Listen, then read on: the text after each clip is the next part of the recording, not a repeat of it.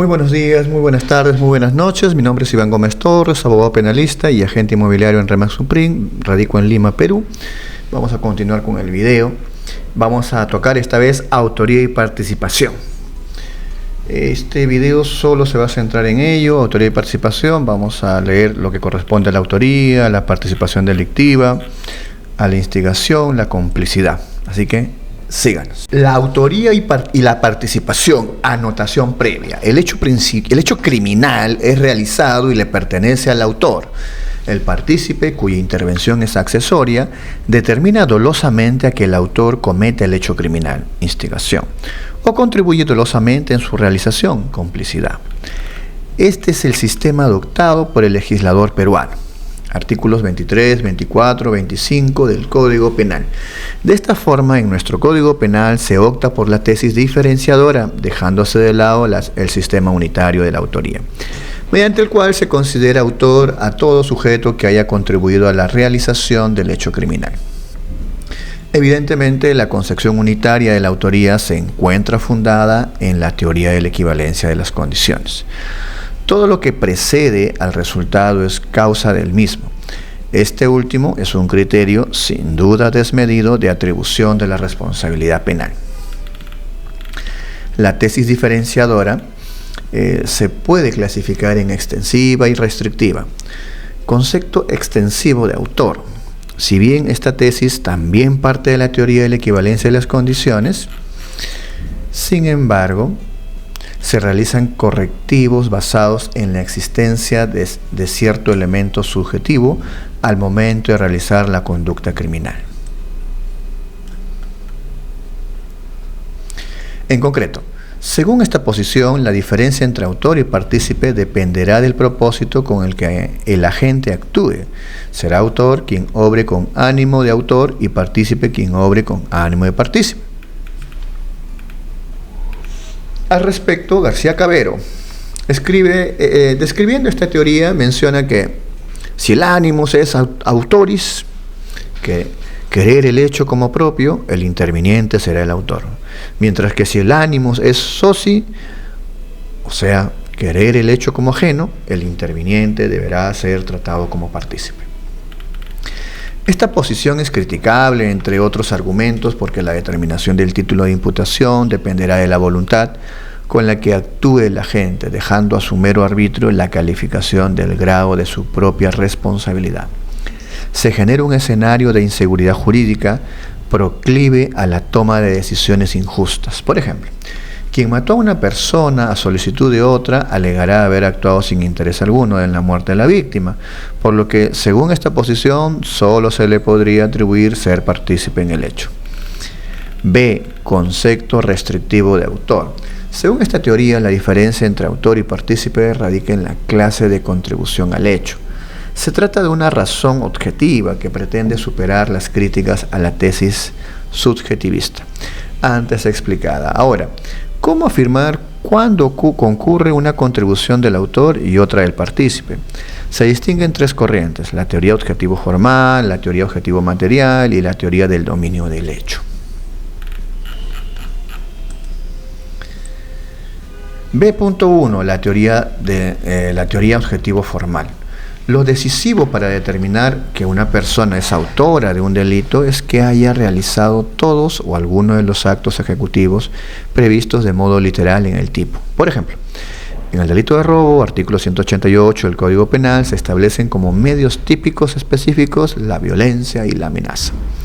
Según esta posición, basta que el agente haya sustraído un bien mueble mediante violencia para poder considerarlo autor de robo. Sin embargo, esta tesis tiene dificultades.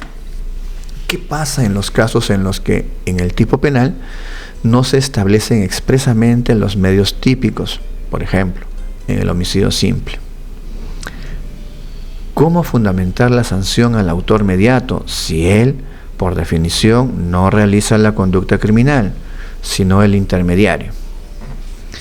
¿Qué sucede en los casos de coautoría en el que, según el plan criminal, solo uno de los sujetos realizará el medio típico? Por ejemplo, la violencia en el robo y el otro no. La teoría objetivo-material, según esta posición, la diferencia entre autor y partícipe radica en la importancia objetiva de la contribución. Será autor el sujeto que aporte la contribución objetivamente más importante. Sin embargo, ¿cómo determinar la importancia de la contribución?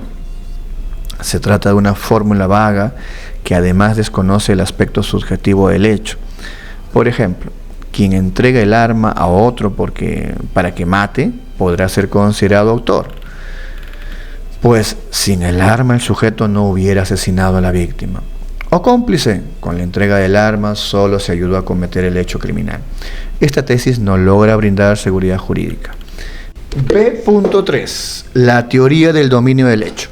Conforme emerge de lo postulado por la escuela finalista, en los delitos dolosos es autor quien domina finalmente la toma de decisión y la ejecución del hecho.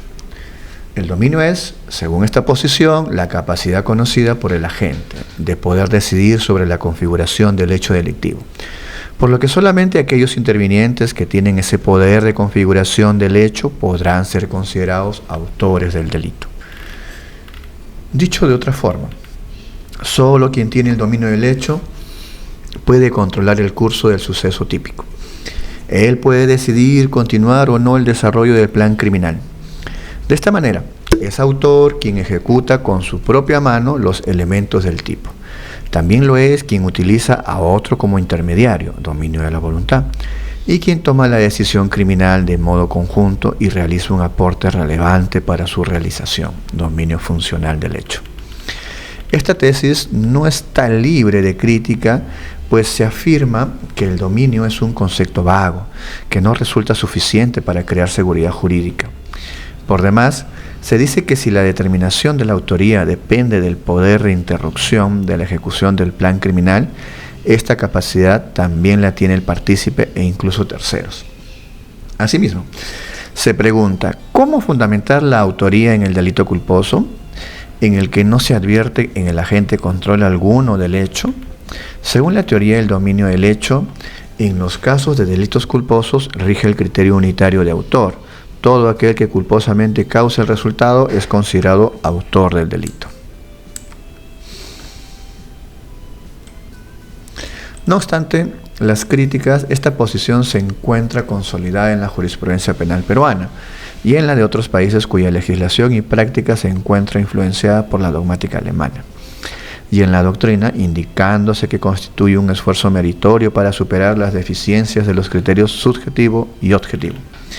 De otro lado, siguiendo a Mirpuy, va a hablar Mirpuy, se afirma que la autoría supone una relación de pertenencia. Olvidémonos de Mirpuy.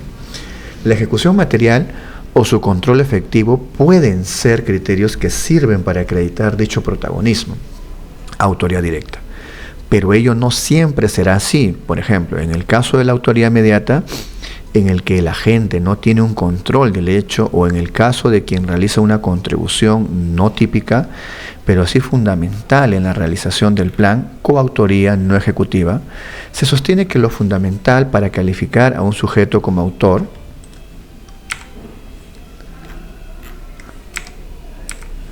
es que, reuniendo las condiciones personales exigidas por el tipo, esto es importante en los delitos especiales, aparezcan como protagonistas del mismo, como sujetos principales de su realización. De esta forma, en la autoría directa está claro que el hecho criminal es obra suya, no existe posibilidad de atribuir el hecho a un tercero, cuya intervención de suceder resultará accesoria, según un criterio objetivo. En la autoría inmediata, el hecho pertenece al hombre de atrás. El intermediario es solo un instrumento de la voluntad criminal de quien lo utiliza, y en el caso de la coautoría, en virtud del acuerdo conjunto y del aporte relevante, la pertenencia al hecho se distribuye. El concepto de pertenencia puede ser concretado desde nuestro punto de vista tanto por un criterio cualitativo, la competencia por el riesgo, y cuantitativo. Será autor quien tiene un mayor dominio del riesgo prohibido. En cuanto al criterio cualitativo, una persona no es responsable si es que el hecho que ocasiona el resultado fue causado por terceros o por la propia víctima. En cuanto al criterio cuantitativo, se puede considerar autor a un sujeto siempre que haya tenido control material del suceso típico.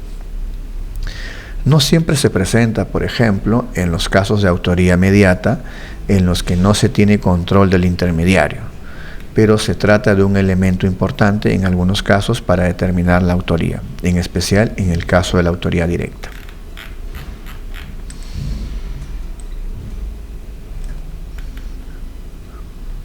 De otro lado, la tesis del dominio del hecho para un sector de la doctrina no podría explicar la autoría en los delitos de infracción de deber.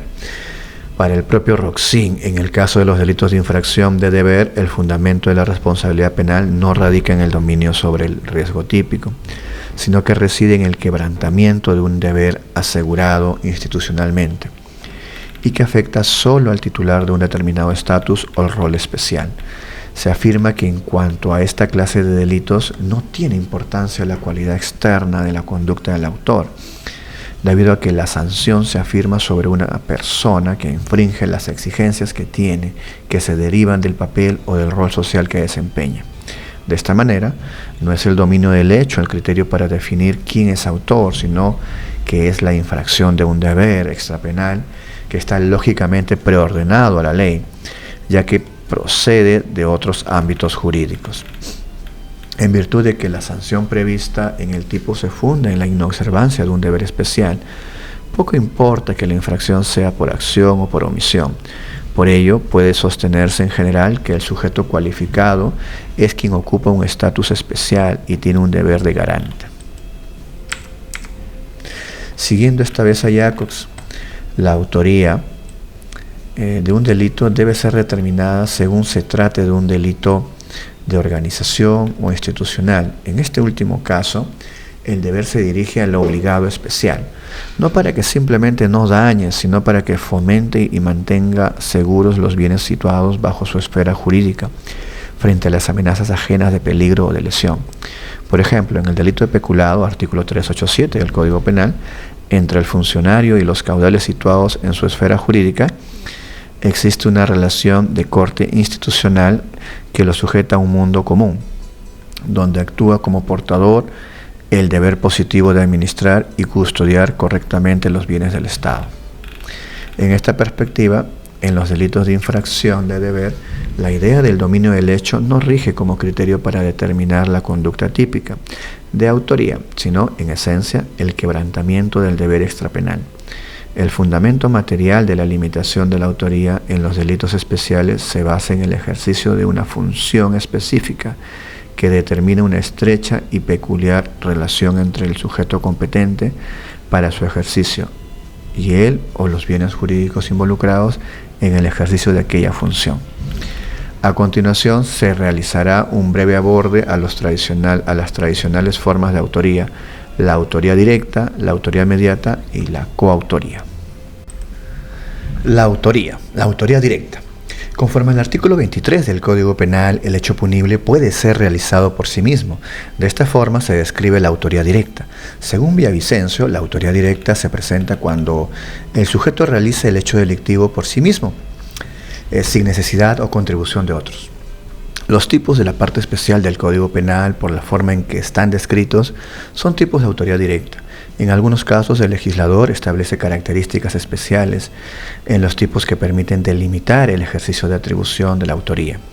Estas características pueden ser de índole objetivo, cualidades especiales en el autor, en los delitos especiales o en la forma concreta de ejecución, en los delitos de propia mano, o de índole subjetivo, cuando se incluyen elementos distintos al dolo, como cuando el agente actúa con un propósito o tendencia determinada.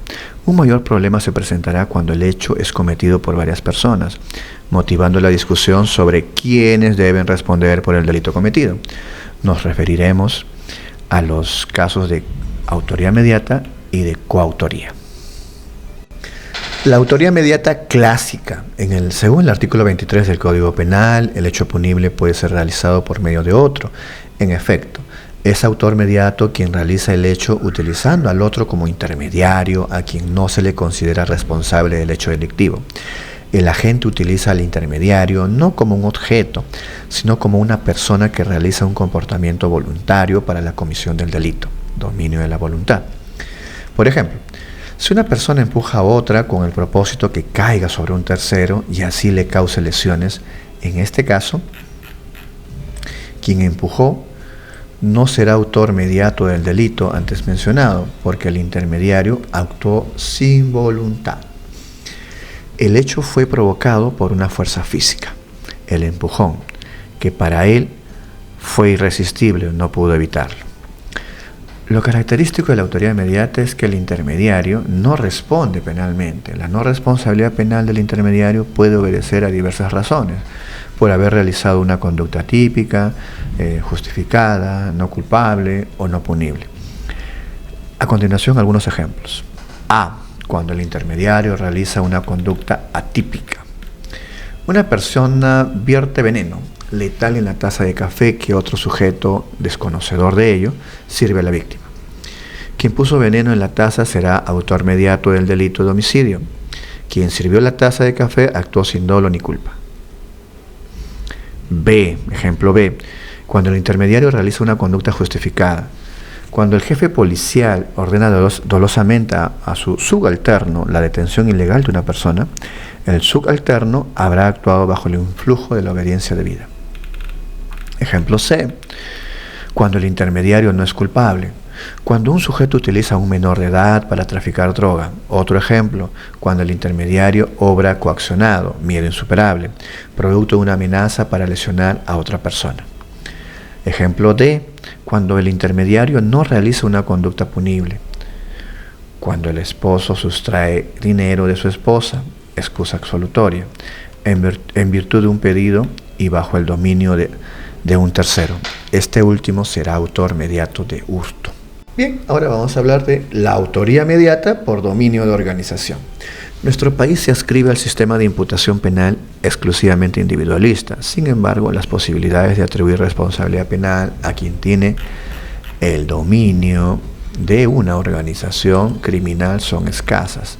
No solo porque generalmente la conducta de la persona de arriba es de difícil probanza, sino también porque no existe solución expresa en nuestro ordenamiento para justificar la sanción a quien no ejecuta materialmente el hecho criminal, pero sí la persona que lo ordena o acepta como parte de las actividades de la organización criminal que dirige.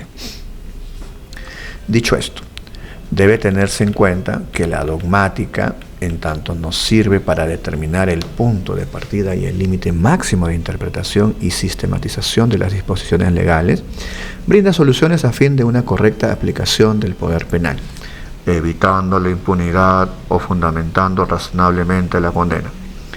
Así, en los últimos años, se viene utilizando una figura especial de autoridad mediata, conocida como autoría por dominio de organización, propuesta por Roxin en 1963. Es posible atribuir responsabilidad penal a quien actuó por encima de quienes efectiva o directamente cometieron los crímenes.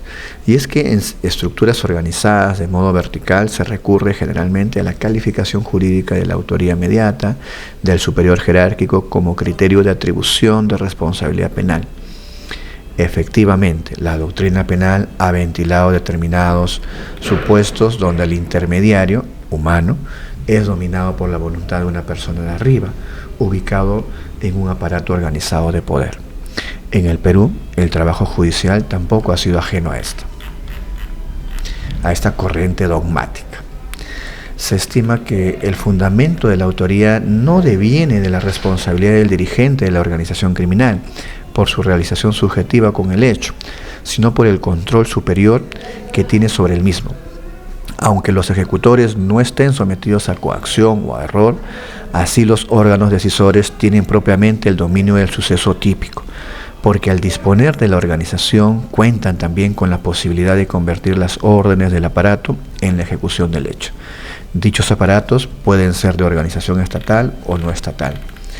El máximo exponente de la teoría del dominio de la voluntad en virtud de aparatos organizados de poder es, como dije, Roxin, quien esbozó una revolucionaria tesis propuesta en 1963.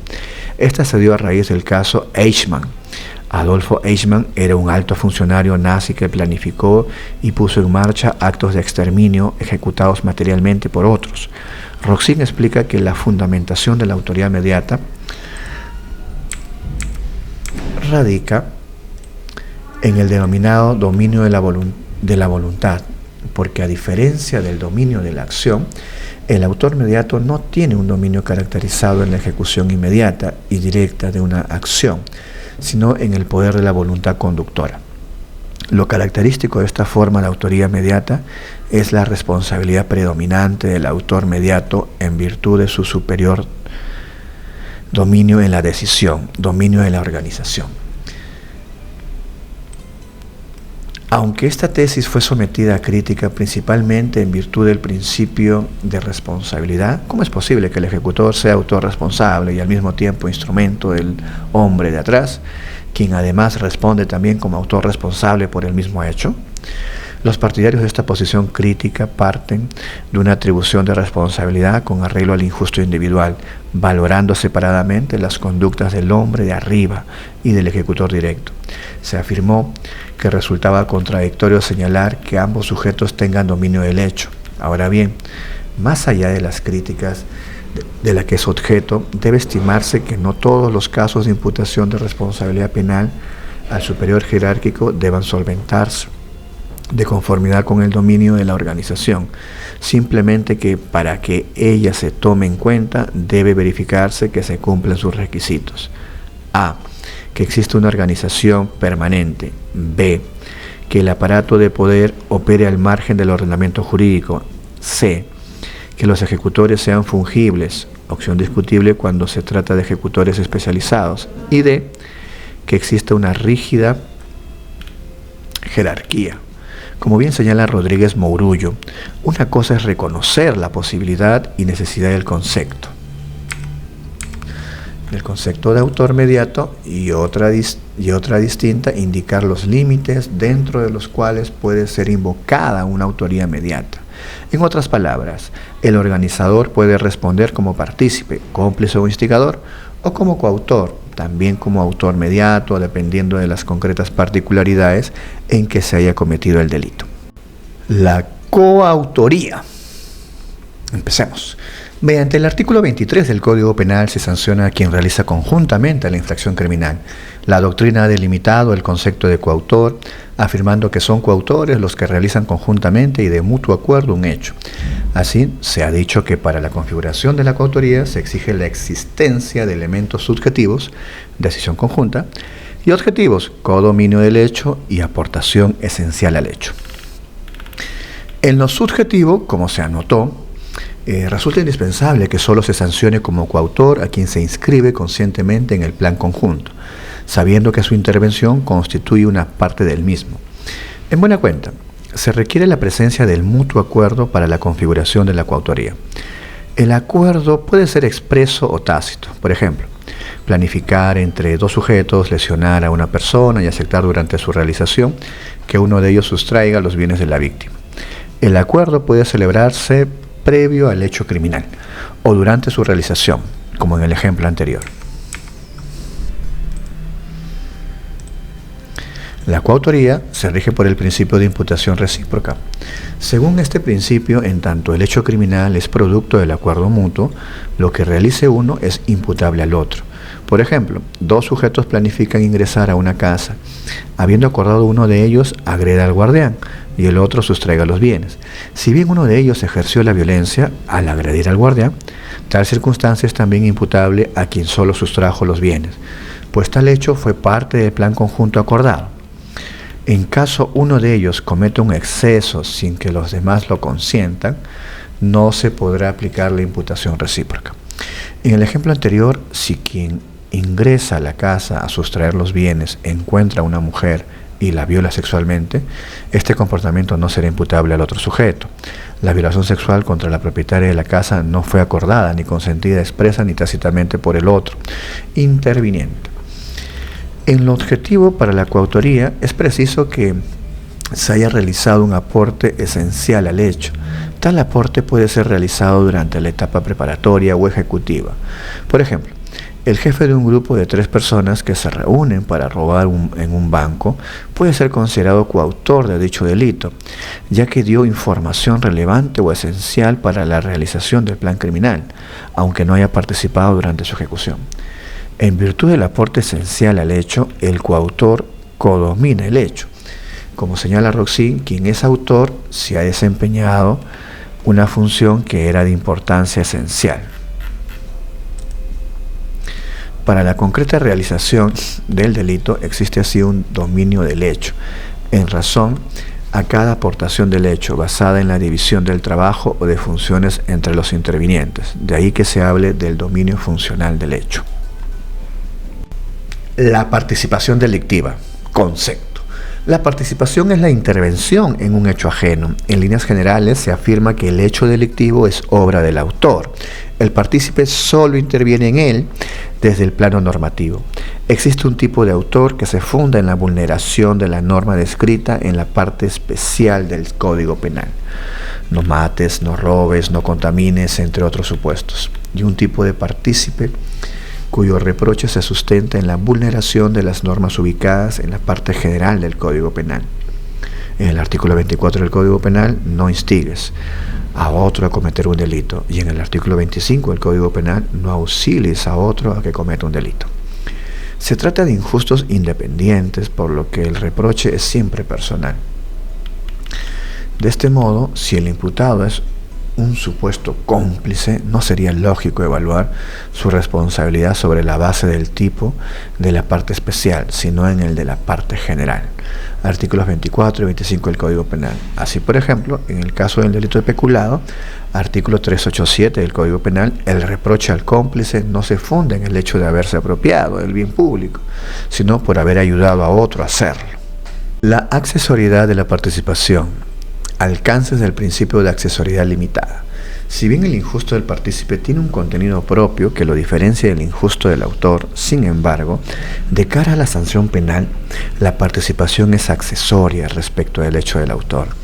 Para sancionar al partícipe es necesario que el autor haya realizado una conducta típica y antijurídica. Dicho de otra forma, la participación estará limitada a la realización de un injusto penal por parte del autor. Por ejemplo, se podrá sancionar al partícipe en caso del autor haya realizado una conducta típica e injustificada, aunque no se le puede atribuir personalmente el hecho, porque es menor de edad. Por el contrario, si el autor realizó una conducta típica pero justificada, actuó en legítima defensa. No se podrá sancionar al partícipe, pues el autor no habrá realizado un injusto. B. Momento de la participación delictiva. La participación empieza a tener relevancia a efectos de la sanción penal cuando el autor del hecho principal empieza la ejecución. La aportación causal solamente puede darse hasta o durante la consumación del delito, no admitiéndose la posibilidad de que haya colaboración en actos posteriores al mismo. El fundamento de esta afirmación radica en que por pura accesoriedad solo puede ser punible la conducta del partícipe hasta que pueda castigarse al autor. Por ejemplo, el sujeto que recibe un bien que sabe que fue hurtado es autor del delito de receptación, pero no cómplice del delito de hurto, el que ya se habría consumado. Los hechos posteriores pertenecen a la llamada etapa de agotamiento y carecen de relevancia jurídica. Será punible si es que el hecho constituye otro ilícito penal, como hace bien referencia a Zaffaroni. Es un argentino, jurista, un gran jurista sinceramente, al señalar que una de las consecuencias que trae la separación de la etapa de agotamiento respecto de la consumación es que la participación posterior a la consumación no tendrá relevancia penal. Subtítulo C. Participación en los delitos especiales. Un especial problema que emerge de considerar accesoria la participación es si deben comunicarse o trasladarse al partícipe las condiciones personales o especiales del autor. Por ejemplo, si la condición de padre se puede trasladar al partícipe que no ostenta esa cualidad en el marco del tipo penal de parricidio, o si, en el supuesto de la comisión del delito de peculado, la condición de funcionario público es trasladable al partícipe que no tiene tal cualidad. La peculiaridad de los delitos especiales consiste en la existencia de sujetos cualificados, también llamados intraneus, que son quienes se encuentran dentro del círculo marcado por la ley para poder tener la calidad de autores del delito. Quienes no reúnen esa característica constituyen los extraneus y no pueden ser autores de delitos especiales. Sin embargo, pueden ser partícipes del delito especial. Uno de los problemas clásicos del derecho penal en materia de la participación es la que se presenta con el extraneus en los delitos especiales propios e impropios.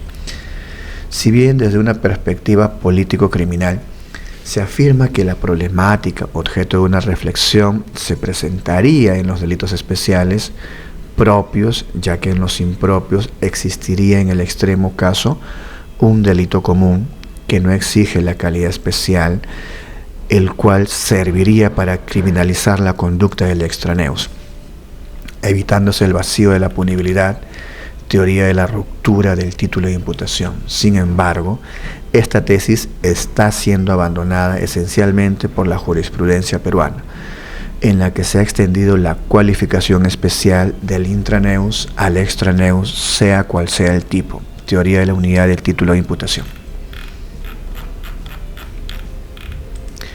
Para la tesis de la unidad del título de imputación, el extraneus puede ser partícipe del delito especial, pues si bien no es ni puede ser autor del delito especial, nada impide que pueda ser cómplice o instigador de ese mismo delito, ya que también a él se dirige la norma subyacente al tipo penal, pues se trata de proteger un interés determinado, bien jurídico, y la protección no es solamente en interés de todos, sino que crea el deber de hacerlo en todos, teoría de la unidad del título de imputación. Al respecto, Reaño, peruano, Reaño Peschera, sostiene que según el principio de unidad de título de imputación o unidad de calificación jurídica, los partícipes responden por el mismo delito imputado a un autor. Además, agrega que si bien el artículo 26 del Código Penal establece que las circunstancias y cualidades que afecten la responsabilidad de algunos de los autores o partícipes no modifican la de otros autores o partícipes del hecho punible. Sin embargo, dice este autor que la incomunicabilidad de las circunstancias de participación prevista en él, se circunscribe exclusivamente a aquellas cualidades que afectan la culpabilidad y punibilidad de los intervinientes en el evento delictivo y no a aquellas que afectan el injusto. En el Acuerdo Plenario 2-2011 se resalta la tesis de la unidad del título de imputación para fundamentar la responsabilidad del partícipe extraneus. Este tipo de delitos restringe el círculo de autores, como se anotó, pero se admite la participación del extraneus, que no ostenta esa obligación especial como partícipe, inductor o cómplice. Para fundamentar esta perspectiva en torno a la accesoriedad de la participación, en la jurisprudencia nacional actual se considera dominante y homogénea la tesis de la unidad de título de imputación para resolver la situación del extraneus. Esta posición sostiene lo siguiente: A. Un mismo hecho no puede ser reputado bajo dos tipos penales diferentes. B. El extraneus puede participar en delitos funcionariales y responderá por el injusto realizado por un autor que infringe el deber especial. Por tanto, la participación del extraneus no constituye una categoría autónoma de coejecución del hecho punible, sino que es dependiente del hecho principal, esto es, no posee autonomía y configuración delictiva propia a pesar de que aquel toma parte en la realización de la conducta punible. Por otro lado, para la teoría de la ruptura del título de imputación, los tipos penales de los delitos especiales solamente se refieren al intraneus. Por lo tanto, los extraneus solamente serán punibles sobre la base de los tipos penales comunes que concurran, apoyándose en la idea de que lo regulado en el artículo 26 del Código Penal exige que la cualidad de los tipos especiales no deba nunca servir de base para la tipicidad y la pena. de los partícipes extraneos. Así, por ejemplo, cuando un funcionario público se apropia de los caudales que debe administrar con ayuda de un particular, el primero será autor de peculado, mientras que el segundo autor o cómplice, según su dominio del hecho, de un hurto.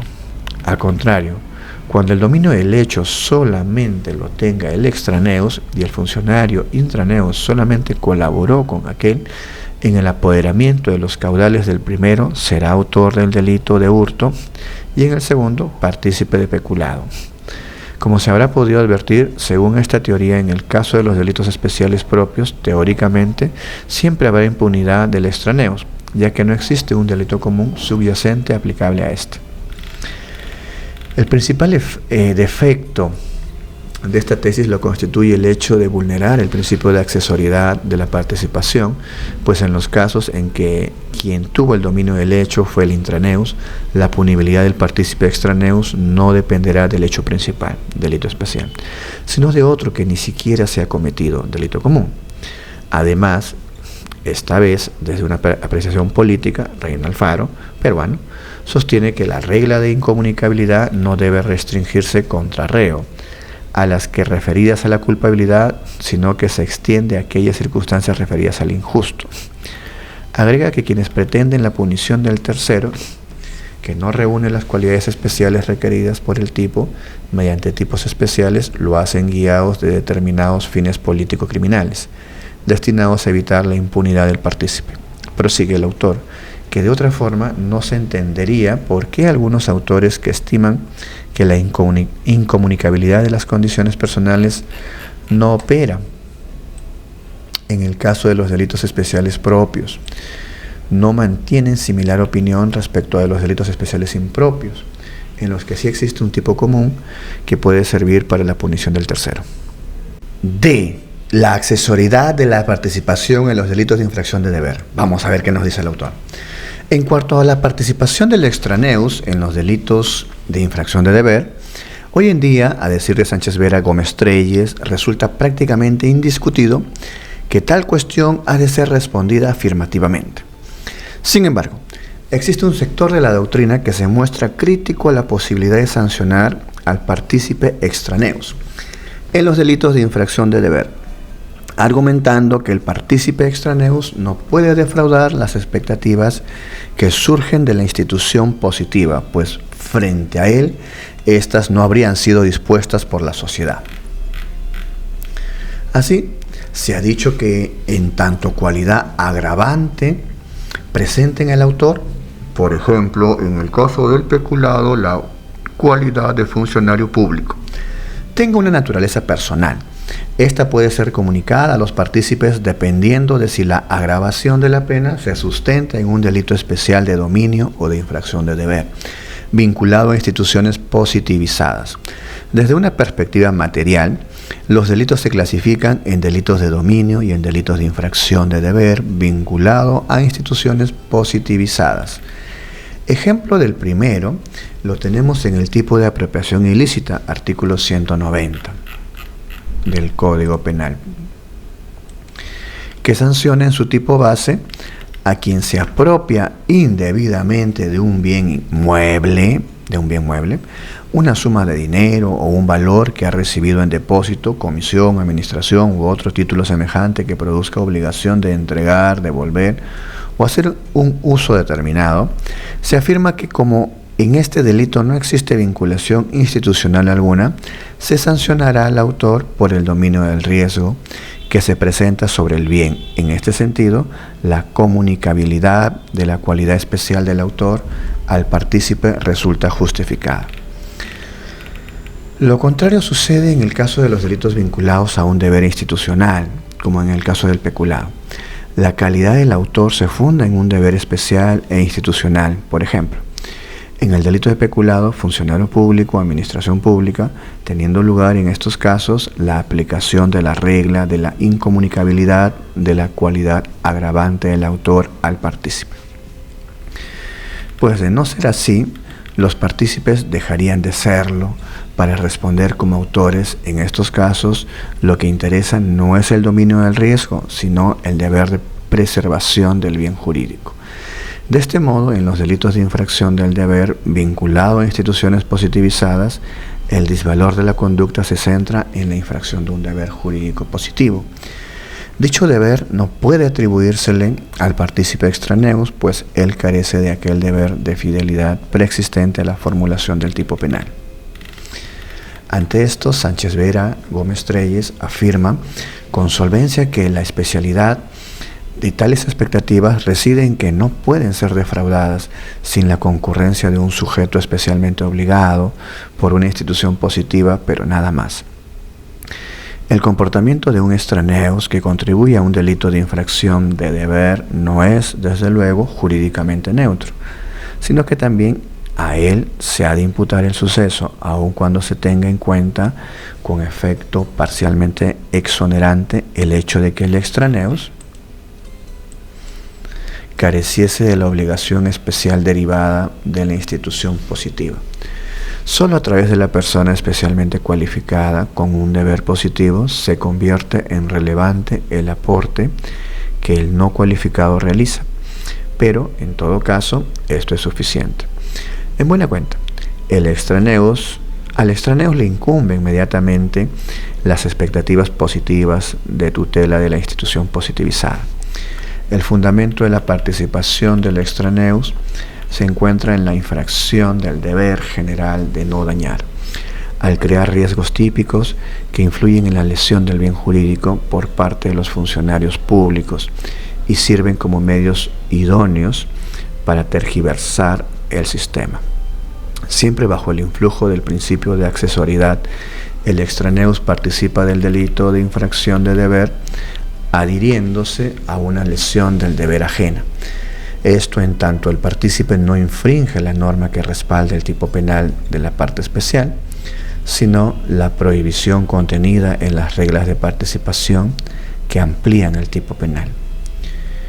Con esto, el derecho penal protege el bien jurídico de todas aquellas conductas que le son riesgosas, no restringiendo su actuar frente a los riesgos prohibidos que dimanan de los sujetos especiales, sino que se extiende a los peligros no permitidos que provienen de los sujetos extraneos. La instigación. La figura de la instigación se encuentra reglada en el artículo 24 del Código Penal de la siguiente manera: el que dolosamente determina a otro a cometer el hecho punible será reprimido con la pena que corresponde al autor. La doctrina en general define técnicamente a la instigación como la determinación dolosa que genera en el autor principal la decisión a la realización de un injusto. Para la sanción, al sujeto que realiza esta modalidad de participación delictiva es necesario, desde el punto de vista objetivo, que él haya causado la resolución criminal en el autor y que éste por lo menos haya empezado a ejecutar el hecho criminal. A. La causación en el autor de la resolución criminal. Ello significa que el instigador cree en el autor la decisión de cometer un delito determinado. Por ello se descarta la instigación al autor que ya se encontraba previamente decidido a delinquir. Tampoco se presenta la figura en el caso que el sujeto solo refuerce la voluntad criminal del autor. Por ejemplo, cuando da recomendaciones al autor sobre las circunstancias del hecho criminal del que estaba decidido a cometer. Podría tratarse en este caso de una forma de complicidad psicológica. Distinto es el caso que el sujeto esté dispuesto a cometer un hecho criminal en general y que es determinado por el sujeto, instigador, a cometer un delito concreto. Por ejemplo, el usurpar un terreno ajeno. En este último caso, sí nos encontramos ante un supuesto de instigación delictiva. La tipicidad de la instigación depende de la idoneidad del medio utilizado por el instigador para determinar al autor. Conforme apunta Bienstein, un jurista peruano, es del caso advertir por exigencia de la teoría de la imputación objetiva que la causación de la resolución le sea objetivamente imputable al instigador, lo que significa que en el caso concreto es previsible que a resultas de la intervención del instigador se produzca la resolución criminal. Determinar es ejercer una influencia psíquica que origina la decisión al hecho en el autor. Lo importante es que entre la determinación y el hecho del autor existe una relación causal necesaria, es decir, que la determinación sea eficaz, que provoque concretamente la decisión al hecho. Por ejemplo, el simple halago a una persona de carácter violento o abusivo no constituye un acto de instigación al delito de lesiones. En tanto, la influencia que realiza el instigador al autor es psíquica, la determinación es directa, es decir, dirigida a un sujeto o sujetos determinados. No es posible instigar a una masa indeterminada de personas a cometer un delito. Y respecto de un delito concreto, por ejemplo, si una persona induce a otra para que cometa delitos, no se presentará la instigación delictiva. Se afirma que la instigación puede ser realizada en cadena, por ejemplo, cuando uno de ellos convence a otro para que determine al autor a que cometa un determinado hecho criminal. En esa línea, dos personas pueden acordar y ejecutar una conducta propia de instigación a fin de convencer al autor a que cometa un hecho criminal. Coinstigación. Asimismo, si una persona utiliza a otra, por ejemplo, que desconoce del mensaje que entrega al autor en un sobre, para que ésta determine a otro a cometer un delito concreto, es verificable la instigación delictiva, instigación mediata. B. La ejecución del hecho criminal por parte del autor. La punibilidad de la conducta del instigador depende de que el autor haya empezado por lo menos a ejecutar el hecho criminal. En caso el autor solo haya llegado a ejecutar el hecho criminal sin consumarlo, el instigador será sancionado como partícipe de un delito tentado. Asimismo, en tanto el instigador determina a otro a cometer un delito, si este último ya se cometió, no es posible forma alguna de instigación. Desde el plano subjetivo, como se establece expresamente en el artículo 24 del Código Penal, la instigación es siempre dolosa. Al respecto señala Gustavo Pozo, un jurista peruano. El dolo del instigador debe referirse tanto a la actividad de crear en el instigado la voluntad de cometer el delito como a la realización de éste. Por esto se habla en la dogmática del doble dolo del instigador. Olvidémonos de Gustavo Pozo, sigamos con la lectura. La complicidad. En el artículo 25 del Código Penal se regula la figura del cómplice y lo define como la persona que presta auxilio al autor para la realización del hecho punible. De dicha descripción normativa se extraen las siguientes exigencias. A. El cómplice auxilia al autor. B. El auxilio del cómplice tiene que ser previo a la consumación. C. La responsabilidad del cómplice es siempre accesoria a la del autor. Y D. El auxilio tiene que ser en todo momento doloso. A. El cómplice auxilia al autor. El juicio inicial de tipicidad que debe realizarse a los supuestos cómplices no debe tener como referencia el tipo penal de la parte especial del cual se extraen las normas dirigidas a los potenciales autores, sino el artículo 25 del Código Penal que describe el acto antijurídico del mencionado partícipe. Por ello, la imputación dirigida al cómplice debe dejar claro desde un inicio cuál es la conducta de ayuda atribuida.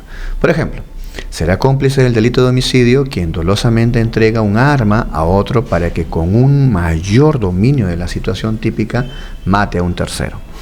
La ayuda delictiva puede ser material, como en el ejemplo anterior, el entregar el arma a una persona que se sabe va a matar a otra. O psíquica, por ejemplo, brindar información relevante a una persona para que ejecute de una manera más eficaz el acto homicida ya previsto. La ayuda delictiva puede ser de modo comisivo, material o psíquico, u omisivo. Para atribuir el agente la modalidad omisiva, este debe ser garante, pues de lo contrario se estaría extendiendo irrazonablemente el marco de la imputación. Por ejemplo, será cómplice el vigilante de la cuadra que permite que un sujeto ingrese a una casa ajena. En el mismo caso, no será cómplice la vecina que advierte el hecho y omite actuar. Ella no tiene ningún deber de evitar los riesgos. La contribución del cómplice se da en el marco de un contexto de carácter delictivo. De lo contrario, la conducta del sujeto no habrá creado un riesgo prohibido por el derecho. Por ejemplo, el taxista no realiza un acto de ayuda delictiva cuando traslada a un sujeto quien al bajar del vehículo roba a un tercero.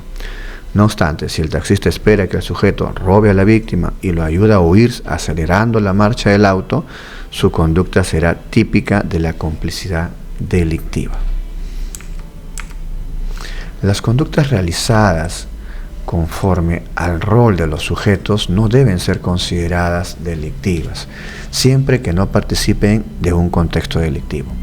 Por ejemplo, el contador completa las facturas con la información entregada por su jefe. El contador no es cómplice del delito de defraudación tributaria si la información contenida en la factura es falsa y con ello se pagó al fisco una cantidad menor a la esperada. No solo la conducta de los profesionales o de aquellos que tienen un oficio se enmarca en este supuesto de atipicidad. También es posible extender esta idea a los casos de conductas neutrales realizadas en el marco de un rol social, en sentido lato. Por ejemplo, la conducta de los hijos que para pagar sus estudios reciben el dinero que el padre obtuvo de modo criminal. En este caso, es clara la ausencia del tipo objetivo de la complicidad, falta de auxilio a otro. El ser beneficiario no puede ser entendido como un aporte penalmente relevante. El hecho de que un hijo reciba dinero de sus padres para solventar su educación resulta socialmente aceptado y en todo caso promovido por el derecho. En el ámbito civil, los alimentos constituyen una clara muestra de ello. Sostener que dicho acto es fundamento de un acto típico de complicidad significaría extender los marcos lógicos de la complicidad como categoría jurídica.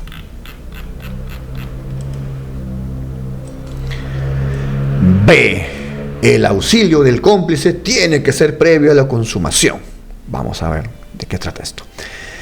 El artículo 25 del Código Penal define al cómplice, como se apuntó antes, como la persona que presta auxilio al autor para la realización del hecho punible. A contrario sensu, luego de haberse realizado el hecho punible, nuestra normativa no admite alguna forma de complicidad. C. La sanción penal al cómplice depende de la realización por parte del autor de un injusto penalmente relevante. Conforme al principio de accesoriedad limitada de la participación delictiva, la sanción al cómplice depende de que el autor haya realizado una conducta típica y antijurídica. D de dedo, el auxilio tiene que ser doloso. En el artículo 25 del Código Penal se indica que el cómplice debe dolosamente prestar auxilio a otro. El cómplice debe no solo ser consciente del aporte que realiza, sino también que dicha conducta debe estar dirigida a propiciar la lesión del bien jurídico. Según el artículo 25 del Código Penal, la complicidad puede ser primaria o secundaria. El cómplice primario realiza un aporte necesario o indispensable para la comisión por parte del autor del hecho criminal. En cambio, el cómplice secundario realiza un aporte sustituible o de menor significancia para la comisión del hecho por parte del autor. La determinación de lo relevante o no del aporte deberá llevarse a cabo según el caso en concreto, basado en el incremento o no de las posibilidades de afectación al bien jurídico. Por ejemplo, al dar aviso a unos ladrones de la presencia de policías puede ser considerado un aporte relevante o no, dependiendo, entre otras cosas, si la posibilidad de que se pueda distinguir a dichas autoridades resultaba de difícil concreción. Por ejemplo, si quien da aviso conoce a los policías que de modo encubierto vigilan el inmueble donde los ladrones planificaron robar. Si la posibilidad de advertir la presencia de los policías no era difícil, no se trató de un bien escaso, la ayuda será secundaria. De otro lado, en el artículo 25 del Código Penal se señala que el cómplice primario será reprimido con la misma pena prevista para el autor. Esto es cuestionable, ya que ello nos llevaría a suponer, por ejemplo, que el tercero que actúa como cómplice de un delito especial tendrá la misma pena que quien tenía el deber funcional. Con esto, ¿acaso se atenta al principio de proporcionalidad?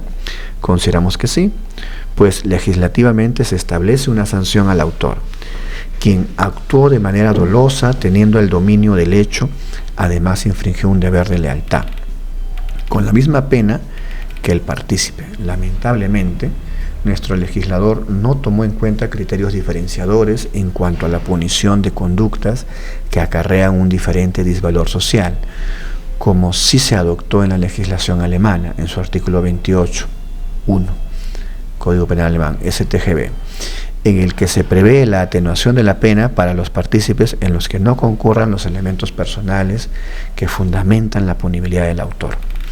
A fin de superar esta situación, consideramos que la equiparación de la pena del cómplice primario y del autor, regulada en el artículo 25 del Código Penal, debe entenderse como se apuntó como la determinación legislativa de la sanción. Lo recomendable es que el juez, al cuantificar la pena concreta,